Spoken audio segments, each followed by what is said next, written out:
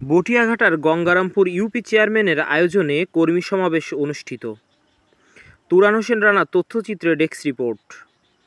আগামী 5ই জুন আসন্ন ষষ্ঠ উপজেলা পরিষদ নির্বাচনের চতুর্থ ধাপে বটিয়াঘাটা উপজেলা পরিষদ নির্বাচনে চেয়ারম্যান পদপ্রার্থী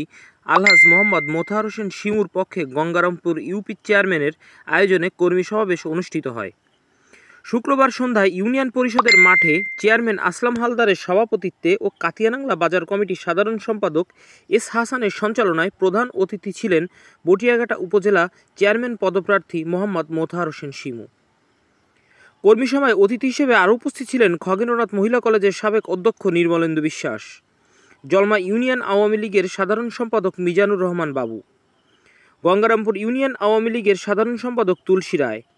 বালিয়াডাঙ্গা ইউনিয়ন পরিষদের সাবেক চেয়ারম্যান গোলাম হাসান, ভান্ডারকোট ইউনিয়ন পরিষদের সাবেক চেয়ারম্যান মোল্লা ইসমাইল হোসেন বাবু, আওয়ামী লীগ নেতা অনুপম মণ্ডল, সাংবাদিক লায়ন মোল্লা শামীম শিবলি, ইউনিয়ন পরিষদের ইউপি সদস্যবৃন্দ, বরণপাড়া মোটরসাইকেল চালক মালিক সমবায় সমিতি, বাই বাই ইজি বাইক সমিতির সভাপতি সাধারণ সম্পাদক বৃন্দ সহ এলাকার গণ্যমান্য ব্যক্তিবর্গ। গঙ্গারামপুর ইউনিয়ন আওয়ামী লীগের সাধারণ সম্পাদক তুলসী কাকু, এখানে আরো উপস্থিত আছেন আমাদের নির্মল কাকু, আরো উপস্থিত আছেন ভান্ডারকোট ইউনিয়ন পরিষদের